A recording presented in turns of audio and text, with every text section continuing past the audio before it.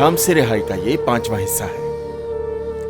अब मैं बताऊंगा कि इस बंधे हुए माहदे से हम कैसे आज़ाद हो सकते हैं। क्या आप पैदाइश की किताब के 15वें बाब की कहानी से वाकिफ हैं, जिसमें बुजुर्ग इब्राहिम और खुदा के अहद का जिक्र है। बुजुर्ग इब्राहिम से कहा गया कि ज़िबाशुदा जानवरों के 2 हिस्से किए जाएं, तो फिर एक धुआंधार आग इनमें से गुजरी, इसलिए कि खुदा ने इब्राहिम से अहद बांधा था। कहा जाता है कि इब्रानियों में अहद बांधने का ये आम तरीका होता था।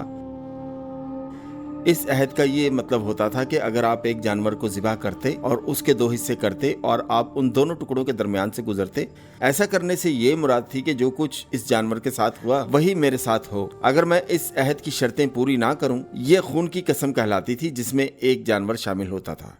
यिर्मयाह 34 उसके 18 और 20 आयत इसके मुतालिक यूं फरमाते हैं, मैं उन आदमियों को जिन्होंने मुझसे अहद शिकनी की और उस अहद की बातें जो उन्होंने मेरे हुजूर बांधा है पूरी नहीं की, जब बछड़े को 2 टुकड़ों के दरमियान से होकर गुजरे, यानी यहोवा के और यरूशलेम के उमरा और ख्वाजा सरा और काहन और मुल्क के सब लोग जो बछड़े के टुकड़ों के दरमियान होकर गुजरे, हाँ मैं उनको उनके मुखालफों और जानी दुश्मनों के हवाला करूंगा और उनकी लाशें हवाई परिंदों और ज़मीन के दरिंदों की खुराक होगी। तो यही खून की कसम की नौयत थी। अहबार की किताब के 5वें बाब की 4 से 6 आयत में फरमान है, अगर कोई गैर मोहताज शर्त बांधता है तो खुदा इसी वक्त इससे उन्हें मुक्त कर देगा जब वो अपनी तरफ से कुर्बानी पेश करेंगे। हम इन तमाम गैर रूहानी कस्मों से आज़ाद हैं जिनमें शायद हम शरीक थे या हमारी जानिब से कोई शरीक हो गया था। ये इसी वक्त हुआ जब खुदावंद मसीह ने हमारी तरफ से कुर्बानी दे दी। जजिया की रस्म से मैं बहुत मुताजिब हुआ। ये बिल्कुल वैसी ही रस्म है, इसमें मौत शामिल है और इसके लिए बहुत सारे रस्मी अवामिल हैं, जिसमें किसी को कैदी बनाया जाता है, मारा जाता है और उसे लूटा जाता है। मेरी एक मसीही दोस्त थी जिसको डरावने ख्वाब दिखाई देते थे, जिसमें उसके आबा व अजदाद उसे ख्वाब में वापस उनके पास आने के लिए कहते थे, यानी मुर्दों की दुनिया में।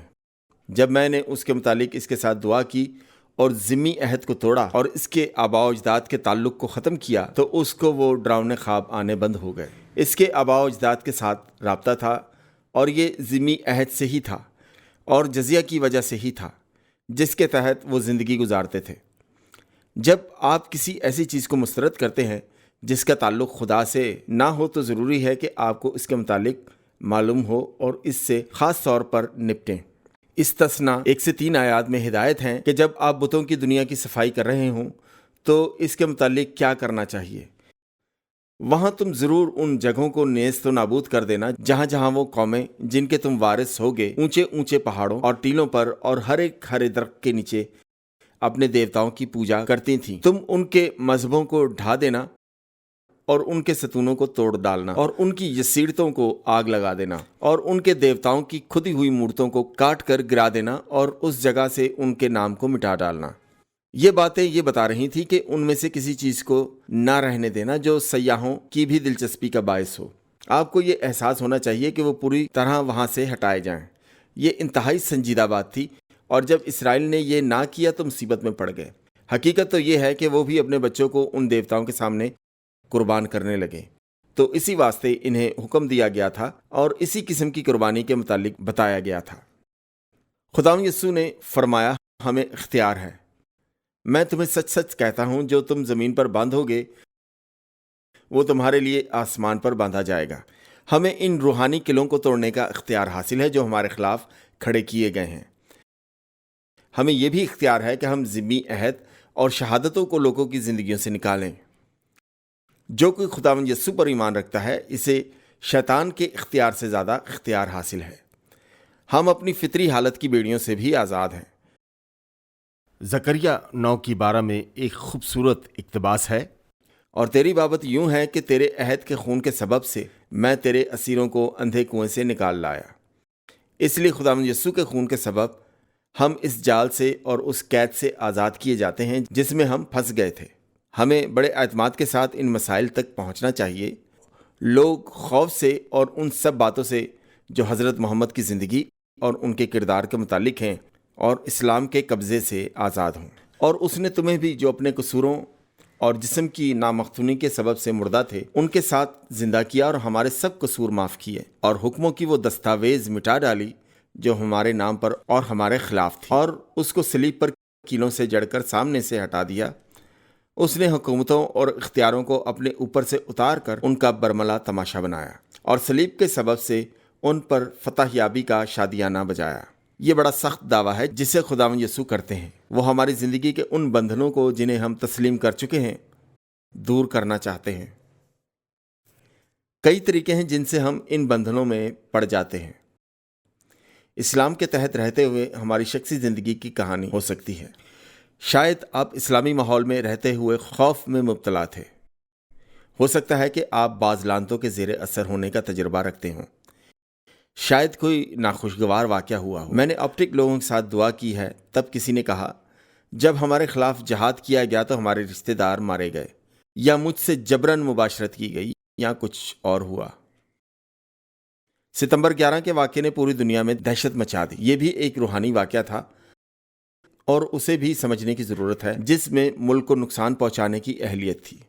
19ویں صدی میں بربری سمندری ڈاکو سمندری جہاد میں امریکی جہازوں کو اغوا کرتے اور ان کے عملے کو شمالی افریقہ میں غلاموں کے طور پر بیچتے تھے۔ امریکی حکومت بربری ریاستوں کو 10 سال تک 10% تاوان ادا کرتے رہے۔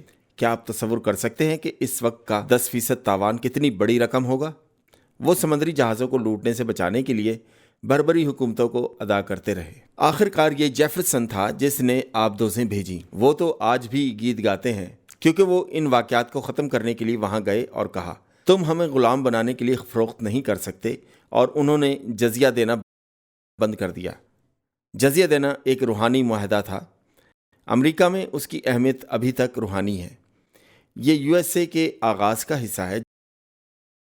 جب آپ کا لیڈر کہتا ہے اسلام سلامتی ہے تو اسی کے بعد زبردست حملہ ہوتا ہے اور اس کی نوعیت روحانی ہوتی ہے۔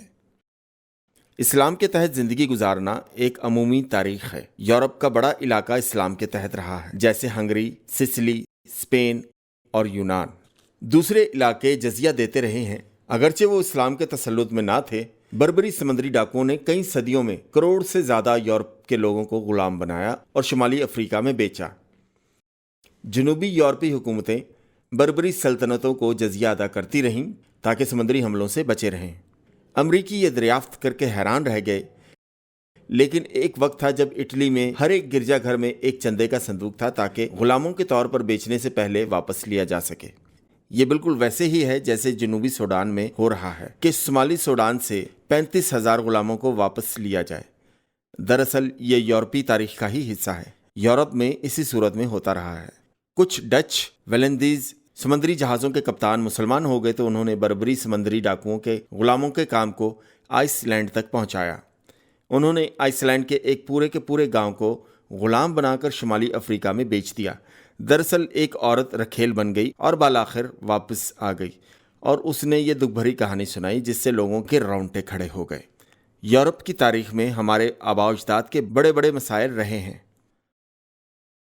ہو سکتا ہے آپ مسلمان پس منظر سے یا خاندان سے تعلق رکھتے ہوں اور آپ بھی کئی رسموں میں شامل ہوئے ہوں۔ اگر کوئی اسلام سے آیا ہو تو اس کا خاص رسموں سے تعلق ہو یا ان کے باپ دادا نے خون بہایا ہو اسلام کے نام میں۔ میں ایک دوست سے واقف ہوں، وہ کرد ہے۔ یہ کرد ہی تھے جنہوں نے آرمینیا کی نسل کشی کی تھی، اور اس جماعت کی یہ تاریخ ہے۔ ان واقعات کی خاص اہمیت ہے جو کوئی زمانہ بعید میں نہیں ہوئے تھے۔ جب ہم اس خدمت میں شریک ہوئے ہیں تو یہ شناخت کرنا ضروری ہے اور ظلم کے طریقے کا نام جاننا ضروری ہے، اور یہ کہ مسائل کیا ہیں جنہیں ہم دیکھ کر سمجھ سکتے ہیں۔ اپنی پیشکش میں ہم ابھی تک یہی کرتے رہے ہیں تاکہ مسائل کو نام دے سکیں اور ان کا حل نکال سکیں۔ سچائی کو جاننا ضروری ہے، سچائی کا بیان کرنا بھی لازمی ہے تاکہ سچائی کی وضاحت کی جا سکے۔ پھر ہمیں اپنے گناہوں کا اعتراف کرنا بھی ضروری ہے، اور اس بات کا اعتراف کہ ہم نے اس میں کتنا شخصی یا ہمارے آباء و اجداد نے اسے تسلیم کیا ہے۔ پھر ہم ان بیڑیوں کو توڑ سکتے ہیں اور انہیں ترک کر سکتے ہیں۔ بعد ازاں برکت کی یہ دعا اپنی آزادی کو بیان کرنا ہے، پھر خود کو وقف کرنا ہے یا اس شخص کو جو خدمت میں آنے لگا ہے۔ میں آپ کو بتاؤں گا کہ مختلف معاملات میں دعاؤں کو کیسے استعمال کیا جا سکتا ہے۔ یہاں ہم اسے ختم کرتے ہیں۔